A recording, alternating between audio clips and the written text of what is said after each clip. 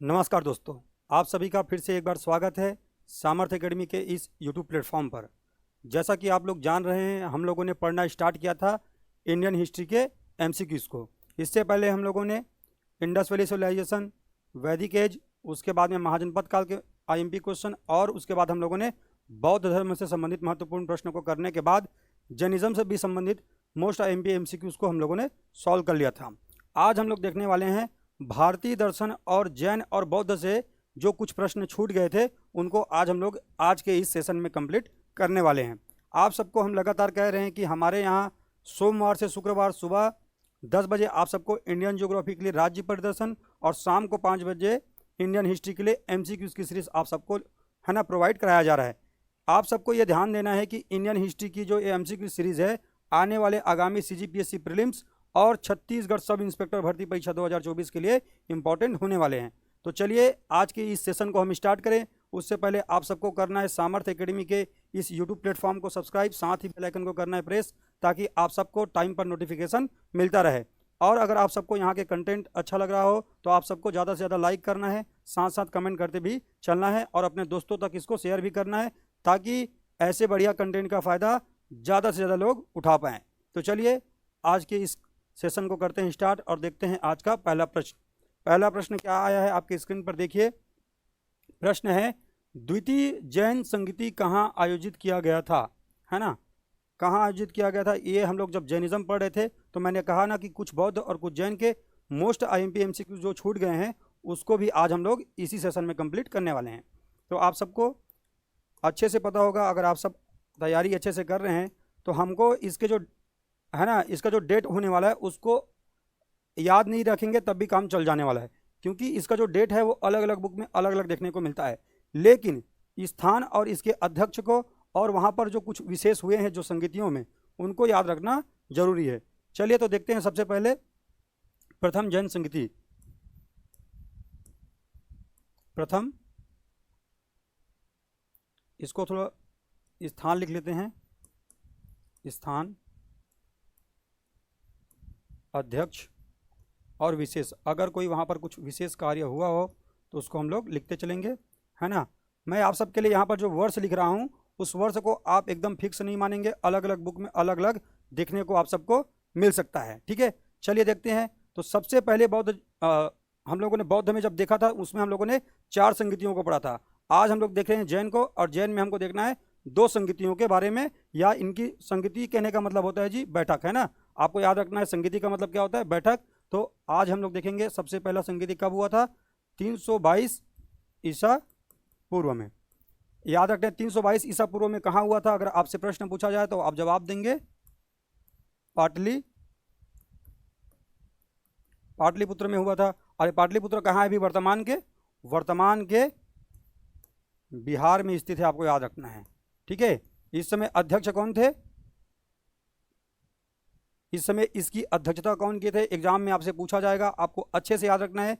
इस समय इस जैन संगीति की अध्यक्षता किए थे स्थूलभद्र। किसने किया था, स्थूलभद्र ने, आपको याद रखना है। और इसी स्थूलभद्र को आपको याद रखना है। जब हम लोगों ने जैनिज्म का एमसीक्यू सॉल्व किया था तब मैंने आप सबको बताया था कि मौर्य सम्राट चंद्रगुप्त मौर्य के समय जब अकाल पड़ता है तब आप लोगों को बताया था सहोगोरा और महास्थान नामक अभिलेख। महास्थान नामक अभिलेख बांग्लादेश में मिलेगा और सहोगोरा मिलेगा आपको उत्तर प्रदेश में गोरखपुर वाले क्षेत्र में, जहां पर अकाल की जानकारी हमको मिलती है कि चंद्रगुप्त मौर्य के समय अकाल पड़ा था, जिससे वो क्षुब्ध होकर के, है ना, दक्षिण भारत में कर्नाटक के श्रवणबेलगोला चले गए थे, और श्रवणबेलगोला में उसने स्वयं को संथारा या संलेखना विधि से अपने आप को क्या किया था जी, आत्म मृत्यु को उन्होंने अपने आप चुन लिया था। ये बात हम लोग देखते हैं चंद्रगुप्त मौर्य के बारे में, ठीक है। तो आप देख पा रहे होंगे अध्यक्ष कौन है, स्थूलभद्र, और इन्हीं स्थूलभद्र अभी कहाँ है, स्थूलभद्र रहेंगे अभी पाटलिपुत्र वाले क्षेत्र में। और जब वो नीचे जाते हैं तो एक हम लोग पढ़ते हैं एक व्यक्ति जिसका नाम है भद्रबाहु। क्या पढ़ते हैं, भद्रबाहु। तो भद्रबाहु के प्रभाव में आकर चंद्रगुप्त मौर्य कहाँ जाते हैं, श्रवणबेलगोला, और उसी भद्रबाहु को कहा जाता है दिगंबर, है ना, दिगंबर संप्रदाय के संस्थापक, जबकि स्थूलभद्र को क्या कहते हैं, श्वेतांबर संप्रदाय के संस्थापक के रूप में जाना जाता है। तो स्थूलभद्र यहाँ की अध्यक्षता किए थे। यहाँ पर आपको याद रखना है 12 अंगों के बारे में आपको याद रखना है जैन साहित्य के बारे में जब बता रहा था तो मैंने बोला था 12 अंग और 12 उपांग, है ना, हम लोगों ने देखा था ना। तो याद रखना है 12 अंगों का क्या किया गया था, यहाँ पे 12 अंगों को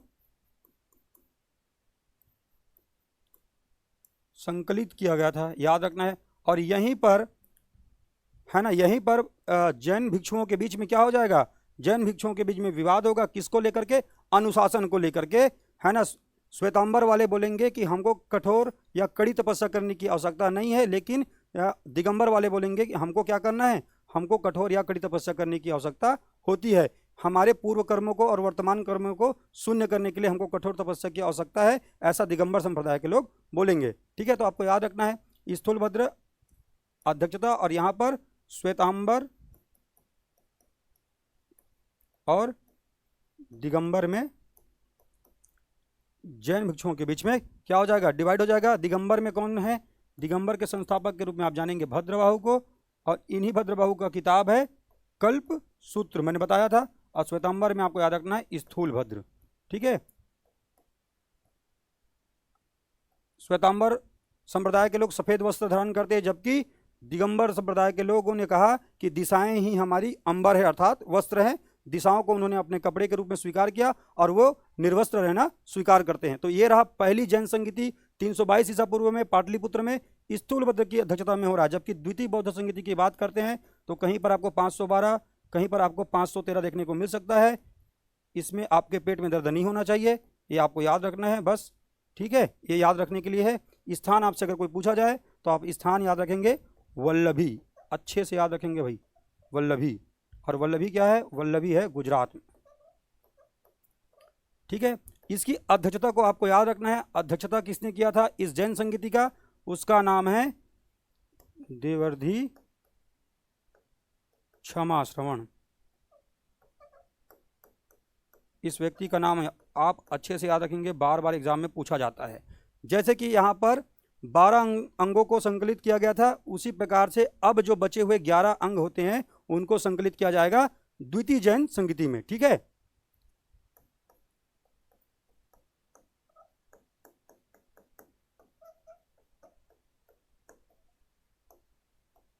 ये आप अच्छे से याद रखेंगे। तो चलिए चलते हैं प्रश्न की ओर और प्रश्नों को देखते हैं क्या कहा गया है। द्वितीय जैन संगीति कहाँ आयोजित किया गया था, तो आप देख पा रहे होंगे द्वितीय जैन संगीति गुजरात के वल्लभी में आयोजित किया गया था, इसलिए इसका सही जवाब हो जाएगा option number B Vaishali, sorry option number D Vallabhi. ठीक है, चलिए बढ़ते हैं अगले प्रश्न की ओर। अगला प्रश्न क्या है, निम्नलिखित में से किस शासक ने बोध गया में बोधि वृक्ष को कटवा दिया था। चलिए देखिए प्रश्न को, आई होप आप सबने इसको सही टिक कर लिया होगा, सही जवाब लगा दिया होगा। चलिए देखते हैं इसका सही जवाब। आप सबको पता होगा बंगाल में एक शासक हुआ करता था गोंड वंश का, जिसको कहते हैं शशांक। क्या कहते हैं, शशांक। और इसी शशांक ने क्या किया था जी, बोध गया में बोधि वृक्ष को कटवा दिया था, क्योंकि ये बौद्ध धर्म का क्या था, विरोधी था। आप सबको पता होना चाहिए। और इसी बोधि वृक्ष के नीचे बोध गया में किनको ज्ञान की प्राप्ति हुई थी, गौतम बुद्ध जी को। कब हुआ था, वैशाख पूर्णिमा के दिन 35 वर्ष की आयु में निरंजना नदी के तट पर।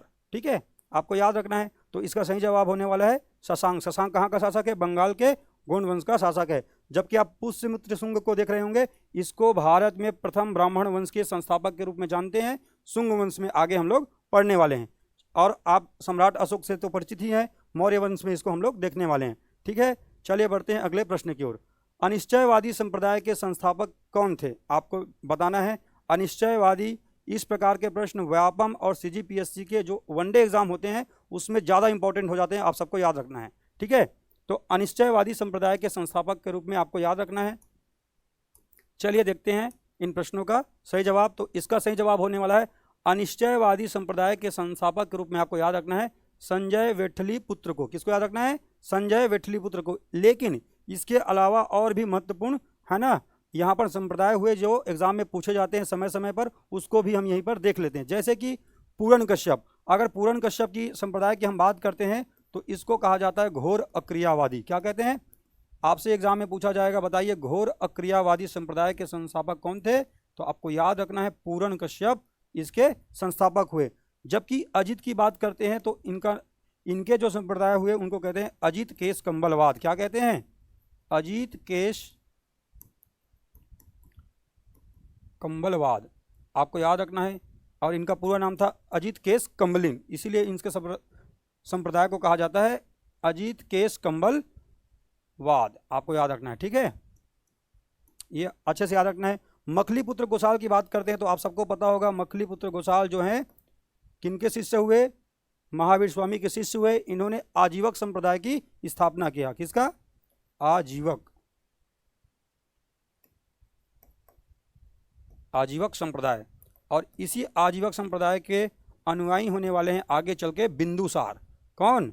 बिंदुसार आजीवक संप्रदाय के, है ना, अनुयायी होने वाले हैं। और इन्हीं आजीविकों के लिए सम्राट अशोक ने बराबर की पहाड़ियों में 4 गुफाओं का निर्माण करवाया था। मैंने इसको आप सबको बौद्ध धर्म वाले सेक्शन में अच्छे से आपको कवर करवाया। आगे हम लोग इसको मौर्य वंश में और आगे पढ़ने वाले हैं, ठीक है। तो यहाँ पर आप सबको 4 दिख गए होंगे, यहाँ से आपको 4 अलग अलग संप्रदाय के बारे में जानकारी प्राप्त हो गया होगा। इसका सही जवाब क्या है? संजय वेठली पुत्र। चलिए बढ़ते हैं आगे और देखते हैं अन्य महत्वपूर्ण प्रश्नों को। चार्वाक दर्शन निम्न में से किसकी सत्ता को नहीं स्वीकारता है? आप सबको जानना है चार्वाक दर्शन के बारे में। अभी यहाँ पर हम लोग जितने भी वनडे एग्जाम में प्रश्न बनते हैं उसको देखने वाले हैं। चार्वाक दर्शन की अगर हम बात करते हैं तो जब हम भारतीय दर्शन की बात करते हैं, यहीं पर देख लेते हैं थोड़ा सा, भारतीय दर्शन। भारतीय दर्शन, तो भारतीय दर्शन को 2 भागों में विभक्त किया जाता है। एक को कहते हैं आस्तिक और एक को कहते हैं नास्तिक। अगर हम आस्तिक दर्शन की बात करते हैं तो आस्तिक दर्शन में हम लोग षड दर्शन की बात करते हैं। किसकी? षड दर्शन, ठीक है। और इस षड दर्शन में हम किसको किसको देखते हैं? सबसे पहले देखते हैं हम लोग सांख्य को। सबसे प्राचीन दर्शन की अगर बात करते हैं भारतीय दर्शन में तो वो कौन सा है? सांख्य दर्शन। उसके बाद हम कहाँ जाते हैं? हम जाते हैं न्याय दर्शन में। फिर क्या देखते हैं हम लोग? योग, योग दर्शन। फिर चौथा क्या पढ़ते हैं हम लोग? चौथा हम लोग पढ़ते हैं इसमें वैशेषिक दर्शन को। किसको पढ़ते हैं? वैशेषिक दर्शन को। उसके बाद हम लोग देखते हैं मीमांसा को, मीमांसा दर्शन। और मीमांसा दर्शन को भी 2 भागों में बांटा जाता है, एक पूर्व मीमांसा और एक उत्तर मीमांसा। और उसी उत्तर मीमांसा को आप बुक में पढ़ते होंगे वेदांत के रूप में। किसके रूप में? इसको मैं यहां पर लिख दे रहा हूं, है ना, 6वां को वेदांत, वेदांत दर्शन। अगर उत्तर मीमांसा भी लिखा हुआ मिले तब भी आपको याद रखना है वो वेदांत की बात कर रहा है, ठीक है। तो आपको याद रखना है ये 6 जो दर्शन है भारतीय दर्शन में, इसको आस्तिक दर्शन कहा जाता है। जबकि नास्तिक दर्शन की हम जब बात करते हैं तो हम देखते हैं चार्वाक, बौद्ध और जैन धर्म को। आप सबको अपने दिमाग से आज से ये बात अलग करना है। ऐसा दर्शन जो नास्तिक दर्शन है वो ईश्वर की सत्ता को स्वीकार नहीं करता है, ऐसा आप नहीं समझेंगे। हम नॉर्मल भाषा में कह देते हैं आस्तिक और नास्तिक को, भगवान के ऊपर विश्वास करने वाले लोगों को। लेकिन जब हम दर्शन की भाषा में देखते हैं तो जो वेदों की प्रामाणिकता को स्वीकार नहीं करते हैं वो नास्तिक दर्शन कहलाएंगे, और जो स्वीकार करते हैं वो आस्तिक दर्शन कहलाएंगे। आप सबको अगर मैं बताऊं, आप सबके ज्ञान के लिए, आप सबकी जानकारी के लिए, तो सांख्य और पूर्व मीमांसा ऐसे दर्शन हैं भारतीय आस्तिक दर्शन में जो ईश्वर की सत्ता को विश्वास नहीं करते हैं, ईश्वर में विश्वास नहीं करते हैं। तो इसका मतलब ये नहीं है कि ये आस्तिक दर्शन नहीं है। आस्तिक का मतलब है वेदों को स्वीकारने वाले,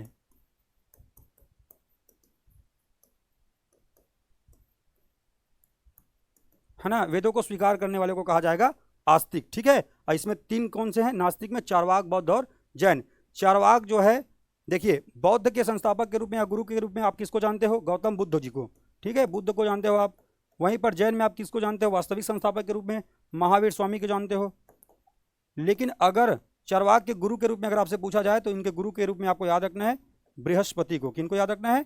बृहस्पति को याद रखना है। चार्वाक, चार्वाक वो दर्शन है भारतीय दर्शन में जो कि, है ना, जीवन को सुखमय और एकदम आनंद से जीने पर क्या करता है? फोकस करता है। ये बात आपको अच्छे से याद रखना है। इसका एक कथन है, क्या कथन है? यावत जीवम सुखम जीवेत ऋणम कृत्वा घृतम पीवेत, है ना, जब तक जिंदा हो तब तक आनंद से जिंदा रहो, आवश्यकता पड़े तो कर्जा लेकर भी घी आप पी सकते हो। ये कहना किसका है? चार्वाक दर्शन का कहना है। और ये चार्वाक दर्शन केवल प्रत्यक्ष प्रमाण को मानता है। आपको ये बात एकदम दिमाग में अच्छे से रखना है। प्रत्यक्ष प्रमाण को मानने वाला दर्शन कौन है? चार्वाक दर्शन केवल प्रत्यक्ष को मानता है, ये अनुमान पर विश्वास नहीं करता है। इसीलिए ये पृथ्वी, जल अग्नि और वायु को तो स्वीकारता है, लेकिन आकाश की सत्ता को स्वीकार नहीं करता है। आपको अच्छे से याद रखना है, ठीक है। तो देखते हैं, चरवाक दर्शन निम्न में से किसकी सत्ता को स्वीकार नहीं करता है? तो अभी मैंने कहा आकाश की सत्ता को स्वीकार नहीं करता है, क्योंकि ये दर्शन केवल और केवल प्रत्यक्ष प्रमाण को मानता है, ठीक है।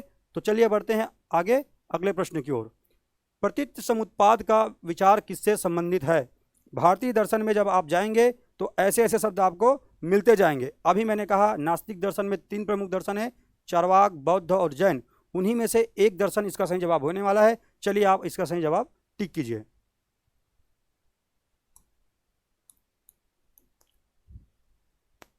आई होप आप सबने इसका जवाब टिक कर लिया होगा। इसका सही जवाब होने वाला है बौद्ध धर्म। अगर प्रतीत समुत्पाद की बात करें तो यहां पर ये 2 शब्दों से मिलकर बना हुआ है। प्रतीत, इसका अर्थ होता है उसके होने से। क्या? उसके होने से। जबकि अगर हम समुत्पाद की बात करते हैं, उसके होने से किसी अन्य की उत्पत्ति, अर्थात किसी के होने से किसी अन्य चीज की उत्पत्ति को ही क्या कहा जाता है? बौद्ध धर्म में कहा जाता है। आपको याद रखना है, बौद्ध धर्म में कहा जाता है प्रतीत समुत्पाद। ये आपको अच्छे से याद रखना है, ये बौद्ध धर्म का कंसेप्ट है। वनडे एग्जाम में केवल इतना ही पूछा जाएगा। जब हम मेंस को पढ़ेंगे तब इसको और डिटेल में चर्चा करेंगे। प्रतीत समुत्पाद किससे संबंधित है ऐसा पूछा जाए तब आपका जवाब हो जाएगा बौद्ध धर्म। चलिए बढ़ते हैं आगे अगले प्रश्न की ओर। अगला प्रश्न क्या है? अपूर्व का सिद्धांत किस दर्शन का प्रमुख सिद्धांत है?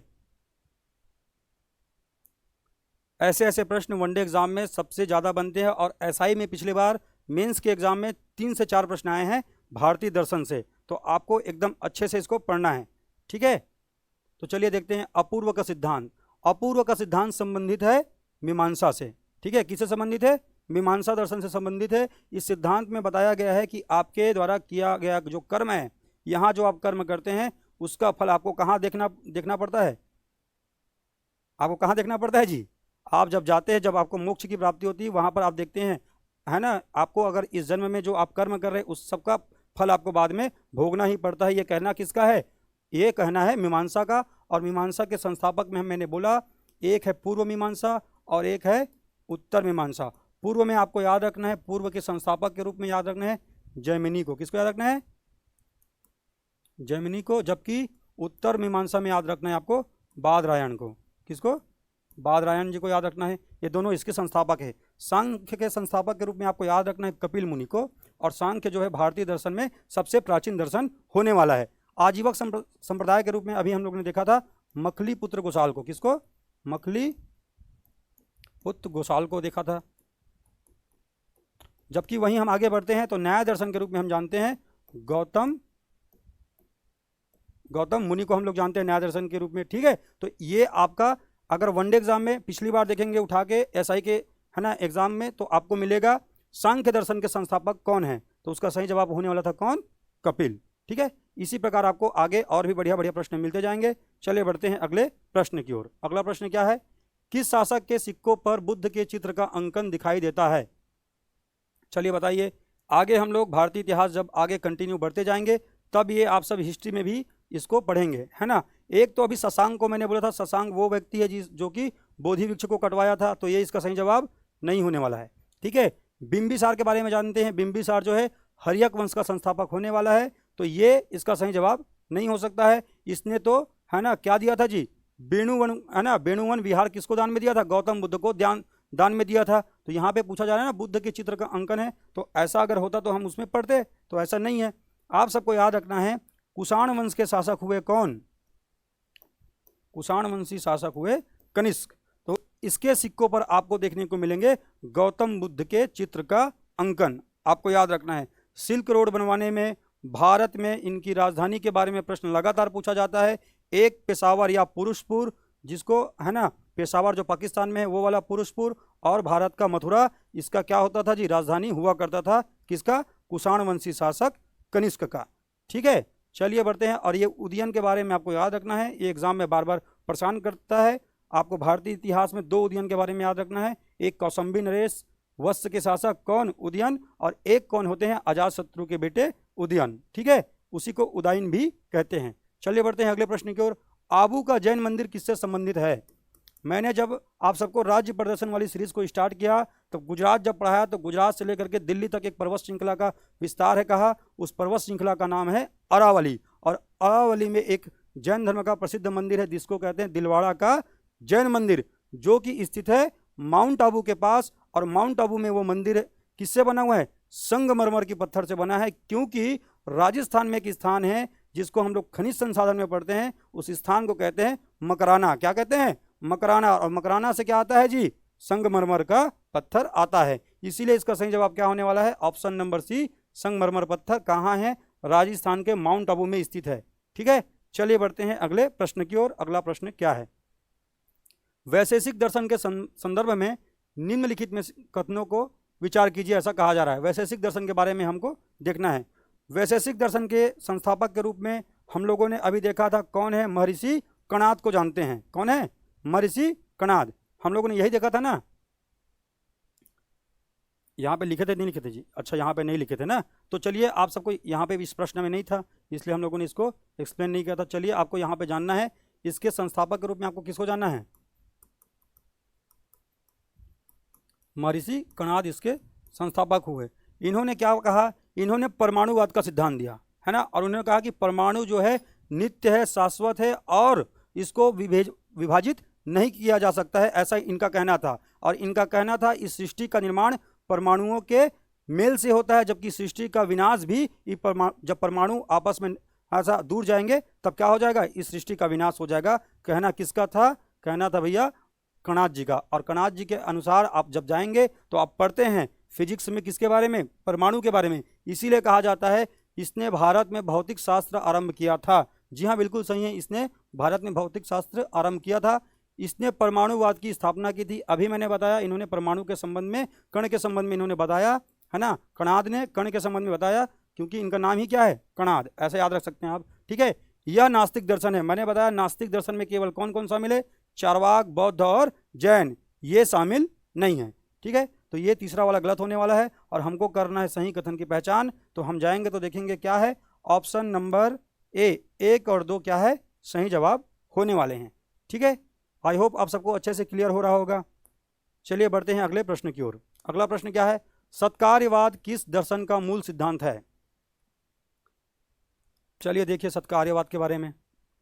आप जब पढ़ते हैं अलग अलग है ना दर्शन को पढ़ते हैं तो अलग अलग दर्शन का अलग अलग सिद्धांत है। उसी में से एक दर्शन आप पढ़ते हैं जिसको मैंने क्या कहा? सांख्य दर्शन। क्या कहा? सांख्य दर्शन। और इनके संस्थापक के रूप में मैंने क्या किनका नाम लिया जी? कपिल मुनि। पिछली बार ये प्रश्न पूछा गया था। और आपको याद रखना है भारतीय दर्शन में सबसे प्राचीन दर्शन कौन सा है? सांख्य दर्शन सबसे प्राचीन है। और इन्हीं में बताया गया है सत्कार्यवाद का सिद्धांत। क्या बताया गया है? सत्कार्यवाद का सिद्धांत। और सत्कार्यवाद क्या होता है? तो सत्कार्यवाद के बारे में आपको याद रखना है, इसका कहना होता है कोई भी कार्य अपने कारण में पूर्व से क्या होता है? पूर्व से उसमें समाहित होता है। ये कहना किसका है? ये कहना है सत्कार्यवाद का। अपने कोई भी जो कार्य जो संपन्न होता है अपने कारण में पहले से ही पूर्व से ही नियोजित होता है, पूर्व से ही उसमें समाहित होता है। जैसे कि एक जो घड़ा बनता है वो घड़ा पहले से ही मिट्टी में समाहित होता है। ये कहना किसका है? ये कहना है सत्कार्यवाद का। और ये सिद्धांत कौन से दर्शन से संबंधित है? सांख्य दर्शन से संबंधित है। जब हम मेंस पढ़ेंगे डिटेल करेंगे, वनडे एग्जाम में, प्रीलिम्स के एग्जाम में आपके लिए केवल इतना ही इंपॉर्टेंट होने वाला है। ठीक है, तो चलिए देखते हैं सत्कार्यवाद किस दर्शन से संबंधित है। तो सांख्य दर्शन से संबंधित है। ऑप्शन नंबर डी क्या है? सही जवाब है। चलिए बढ़ते हैं अगले प्रश्न की ओर। अगला प्रश्न क्या है? पुष्टि मार्ग के संस्थापक के रूप में आप किसको जानते हैं? पुष्टि मार्ग के संस्थापक हैं, ऐसा पूछा जा रहा है ना। चलिए बताइए, आप लोग इसके बारे में जानते हैं? आप सबको अगर कोई हिंट कहूँ तो रायपुर के पास एक जगह है जहाँ इनका जन्म हुआ था।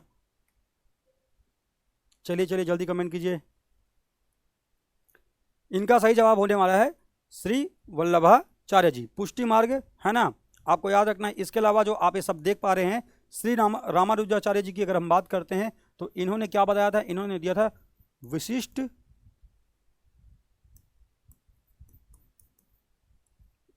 द्वैतवाद। विशिष्ट द्वैतवाद के संस्थापक कौन है अगर आपसे पूछा जाए तब आप बताएंगे श्री रामानुजाचार्य जी। अगर मध्वाचार्य जी की अगर हम बात करते हैं तो इन्होंने क्या कहा था, द्वैतवाद के संस्थापक कौन है, श्री मध्वाचार्य जी।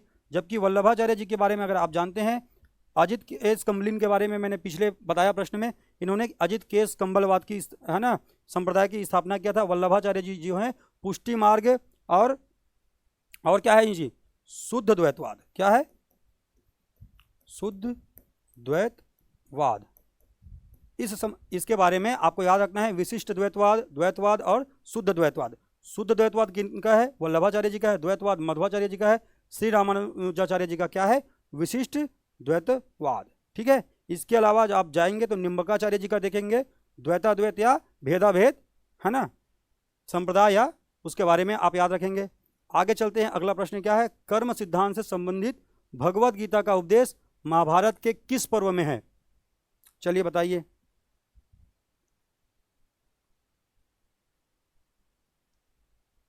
कर्म सिद्धांत से संबंधित भगवत गीता का उपदेश महाभारत के कौन से पर्व में बताया गया है, कर्म से संबंधित।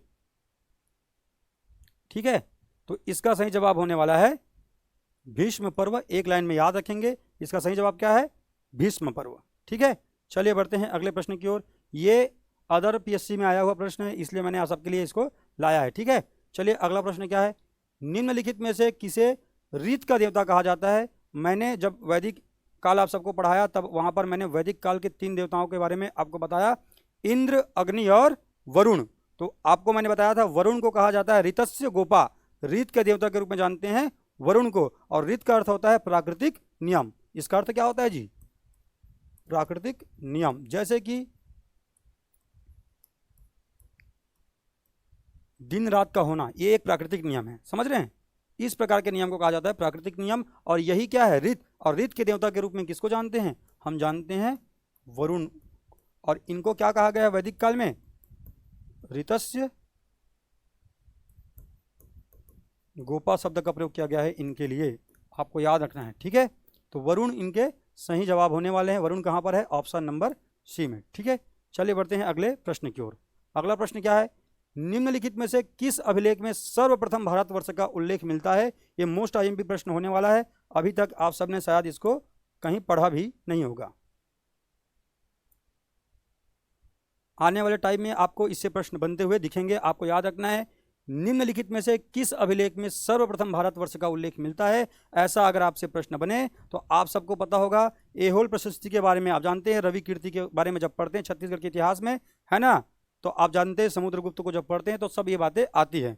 लेकिन जब आप जूनागढ़ अभिलेख की बात करते हैं तो रुद्रदमन, है ना, शक शासक, मैंने बताया गिरनार पर्वत में राज्य प्रदर्शन वाले सीरीज में अगर आपने उसको देखा है तो जूनागढ़ को आप इसका ऑप्शन काट देंगे। अगर यहाँ पे होता तो मैं पहले ही आपको बता चुका होता। आपको याद रखना है हाथी गुफा अभिलेख। हाथी गुफा अभिलेख की बात करते हैं तो ये स्थित है कलिंग अर्थात उड़ीसा में। कहाँ, उड़ीसा में। कलिंग नरेश हुए पहले, जिनका नाम था खारवेल। क्या नाम था, तो आपको एग्जाम में 50 बार पूछा गया प्रश्न है, बताइए हाथी गुफा अभिलेख किस शासक से संबंधित है। तो कलिंग के शासक खारवेल से संबंधित है हाथी गुफा अभिलेख। यहीं पर आपको मिलता है भारतवर्ष का पहले बार अभिलेख, है ना, उल्लेख मिलता है कहाँ, किसी गुफा में, तो वो है खारवेल का हाथी गुफा अभिलेख। इसके अलावा आपको याद रखना है, जो आप जानते हैं जैन धर्म में मूर्ति पूजा के प्रारंभ का चित्रण इसी गुफा में आपको देखने को मिलता है। ठीक है, तो आपको याद रखना है जैन धर्म से संबंधित, आपको पता होगा प्रारंभ में जैन धर्म में मूर्ति पूजा नहीं होता था, लेकिन बाद में मूर्ति पूजा का चलन आया। तो आपको याद रखना है जैन धर्म में मूर्ति पूजा का चलन बाद में कहाँ से प्रारंभ हुआ था, इसका साक्ष्य कहाँ से मिलता है, हाथी गुफा अभिलेख से। ये किसका है, कलिंग नरेश खारवेल का होने वाला है। ठीक है, और यहीं से भारतवर्ष का पहली बार उल्लेख मिलता है। ठीक है, तो चलिए बढ़ते हैं अगले प्रश्न की ओर। अगला प्रश्न क्या है, भारतीय षड दर्शन विचारधारा में कौन से दर्शन अनिश्वरवादी हैं। अभी मैंने जब एक्सप्लेन किया तब बताया आपको नास्तिक और आस्तिक दर्शन, और आस्तिक दर्शन में भी बताया मैंने 2 ऐसे दर्शन है जो क्या करते हैं, ईश्वर की सत्ता को स्वीकार नहीं करते हैं। और कौन कौन है वो बोला था मैंने, सांख्य और पूर्व मीमांसा। तो आपको याद रखना है ऑप्शन नंबर डी में आप देख पा रहे होंगे सांख्य एवं पूर्व मीमांसा। पूर्व मीमांसा के रूप में आपने किसको देखा है? जैमिनी को आपने देखा है। ठीक है, चलिए बढ़ते हैं आगे। अगला क्या होने वाला है? जम्बू द्वीप का स्वामी किसे बताया गया है? ये जैन धर्म का बढ़िया प्रश्न होने वाला है, वन लाइनर फैक्ट है। एसआई में ऐसे ही प्रश्न बनने वाले हैं आपके लिए। ठीक है, तो इसमें क्या कहा गया? जम्बू द्वीप का स्वामी किसे बताया गया है? एक लाइन में आपको याद रखना है, जम्बू द्वीप का स्वामी बताया गया है ऋषभ देव को। किनको बताया गया है? ऋषभ देव जी को बताया गया है जम्बू द्वीप का स्वामी। और जम्बू द्वीप किसको कहते थे? आप कमेंट बॉक्स में कमेंट करके बताएंगे। ठीक है, चलिए बढ़ते हैं आगे अगले प्रश्न की ओर। किस तीर्थंकर का उल्लेख यजुर्वेद में मिलता है? आप सबको मैंने जब वैदिक काल पढ़ाया तब बताया था, ऋग्वेद में 2 तीर्थंकर का नाम मिलता है हमको। किसका किसका? आदिनाथ, या जिसको हम लोग ऋषभदेव कहते हैं, उसके अलावा अरिष्टनेमि का भी हमको उल्लेख मिलता है। किसमें? ऋग्वेद में। लेकिन अगर आपसे पूछा जाए बताइए यजुर्वेद में किस तीर्थंकर का उल्लेख मिलता है, तब आपका जवाब होगा अजित नाथ। किसका होगा? अजित नाथ का उल्लेख मिलता है जी हमको यजुर्वेद में। ठीक है, नाम में भी समानता है, अजित और यजुर, ऐसा कुछ टाइप का आप देखेंगे तो बन जाएगा। ठीक है, चलिए बढ़ते हैं अगले प्रश्न में। अगला प्रश्न क्या है? संसार की हर वास्तविक वस्तु का उद्गम पुरुष और प्रकृति से हुआ है, किस दर्शन से संबंधित है? ठीक है, चलिए देखते हैं इस प्रश्न का सही जवाब क्या हो सकता है। एक बार आप बनाने का प्रयास करें, फिर इसका हम लोग सही जवाब देखते हैं। इसके अगर हम सही जवाब की बात करें तो आप पाएंगे एक दर्शन है भारतीय दर्शन में, जिसने प्रकृति और पुरुष के महत्व को बताया। इसमें बताया प्रकृति जो क्या है? निर्जीव है, और पुरुष जो है सजीव है। अर्थात प्रकृति अचेतन है और पुरुष चेतन है। दोनों के मिलने के बाद ही सृष्टि का निर्माण होता है। लेकिन इसके साथ 23 और अन्य तत्वों की बात करते हैं, और 23 अन्य तत्वों को जब आप जोड़ देते हैं इसके साथ, तो टोटल तत्व होते हैं 25। और इसी 25 तत्व के साथ ये बोला गया है सांख्य दर्शन में, ये होते हैं, इससे होता है सृष्टि का निर्माण होता है। ऐसा किसमें कहा गया है? सांख्य दर्शन में कहा गया है। आपको याद रखना है, प्रकृति पुरुष है ना, आपको याद रखना है, पुरुष जो है चेतन है, प्रकृति जो है अचेतन है, बताया गया है। उसके साथ 23 और अन्य तत्व है, उसको मेंस में पढ़ना है, अभी हमको उसमें नहीं जाना है। ठीक है, 25 मिलते हैं टोटल संख्या कितनी है? 25। तो इसका सही जवाब क्या होने वाला है? सांख्य दर्शन। प्रिंटिंग मिस्टेक है, सुधार लेंगे, सांख्य दर्शन। ठीक है, ऑप्शन नंबर डी। चलिए बढ़ते हैं अगले प्रश्न की ओर। अगला प्रश्न क्या है? सांख्य दर्शन में तत्वों की संख्या कितनी है? अभी मैंने बताया प्रकृति और पुरुष के साथ 23 अन्य तत्वों को जोड़ने के बाद इसकी कुल संख्या हो जाती है 25। कितनी हो जाती है? 25। चलिए बढ़ते हैं अगले प्रश्न की ओर। अगला प्रश्न क्या है?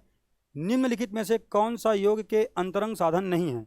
ठीक है, योग से प्रश्न बना है, योग दर्शन से, और योग के 8 है ना अलग अलग नियम बताए गए हैं, जिसमें से 5 को बहिरंग और 3 को अंतरंग कहा गया है। 5 बहिरंग कौन कौन से हैं? यम, नियम, प्राणायाम, प्रत्याहार और आसन। जबकि अंतरंग की जब बात करते हैं तो उसमें क्या क्या देखते हैं? उसमें देखते हैं धारणा, ध्यान और समाधि को। इसमें पूछा गया है क्या अंतरंग साधन नहीं है? तो मैंने अभी बताया बहिरंग साधन में क्या क्या? यम, नियम, प्राणायाम, प्रत्याहार और आसन। इसलिए इस प्रश्न का सही जवाब हो जाएगा क्या? Option number D. आपसे पूछा जाए योग दर्शन के संस्थापक कौन है, तो आपका जवाब होगा महर्षि पतंजलि। कौन? ये इनके सही जवाब होने वाले हैं, आपको याद रखना है। ठीक है, चलिए बढ़ते हैं अगले प्रश्न की ओर। प्रमा, अप्रमा और असत्कार्यवाद किस दर्शन के प्रमुख सिद्धांत हैं? ये प्रश्न भी CGPSC व्यापम में टाइम पर अलग अलग समय में आप सबको देखने को मिलता रहता है। आपको याद रखना है, प्रमा अर्थात होता है यथार्थ ज्ञान। क्या होता है? यथार्थ ज्ञान। अर्थात रस्सी को रस्सी समझना ही प्रमा है, लेकिन दूर से रस्सी को सांप समझ लेना भ्रमवश, इसको कहा जाता है ना अप्रमा। क्या कहते हैं? अप्रमा। अर्थात यथार्थ ज्ञान को क्या कहा जाएगा? प्रमा। और जिस ज्ञान में आपको संदेह हो, संशय हो, उस ज्ञान को क्या कहते हैं? अप्रमा। ठीक है, तो रस्सी को रस्सी समझना प्रमा है, और रस्सी को सांप समझ लेना दूर से क्या है? अप्रमा है। जबकि आप लोगों ने देखा होगा, अभी कुछ समय मैंने पहले बताया था सत्कार्यवाद। सत्कार्यवाद में क्या कहा गया था? कार्य जो है अपने कारण में पूर्व से निहित होता है। लेकिन असत्कार्यवाद अर्थात न्याय दर्शन इसका खंडन करती है और कहती है कार्य और कारण दोनों अलग अलग चीजें हैं। समझ रहे हो? इस बात को आपको अच्छे से याद रखना है। ये कौन सा दर्शन कह रहा है? न्याय दर्शन। और न्याय दर्शन के संस्थापक कौन है? गौतम मुनि। ठीक, आपको याद रखना है गौतम मुनि इनके संस्थापक होने वाले हैं। तो इसका सही जवाब क्या है? Option number C. ठीक है, चलिए बढ़ते हैं अगले प्रश्न की ओर। प्रमा अप्रमा और असत्कार्यवाद केवल ऐसे ही पूछा जाएगा एग्जाम में, इसका है ना आपको डिटेल मेंस में पढ़ना होता है। अभी आप क्या कर रहे हैं, सब इंस्पेक्टर की तैयारी, अभी आप क्या कर रहे हैं, प्रीलिम्स की तैयारी, अभी आप क्या कर रहे हैं, वनडे एग्जाम की तैयारी, तो उसके लिए आपको प्रमा अप्रमा और असत्कार्यवाद ही केवल याद रखना है। ठीक है, चलिए बढ़ते हैं अगले प्रश्न की ओर। अगला प्रश्न क्या है, अगला प्रश्न है ही नहीं, आज का अगला प्रश्न हो जाता है समाप्त। चलिए हम लोग मिलेंगे ऐसे ही बढ़िया बढ़िया प्रश्न को लेकर के। तब तक आप लोग क्या करेंगे, तब तक आपको करना है सामर्थ्य एकेडमी के इस यूट्यूब चैनल को सब्सक्राइब, साथ ही बेल आइकन को करना है प्रेस, और ज़्यादा से ज़्यादा लाइक कमेंट और शेयर करते भी चलना है। अगले क्लास में हम आए तब तक आपको इसको लगातार देखना है, नोट्स भी बनाना है ना, बार बार देखना है अपने रिवीजन करने के लिए। ठीक है, आप सब स्वस्थ रहें और पढ़ाई करते रहें। जय हिंद, जय भारत, जय छत्तीसगढ़।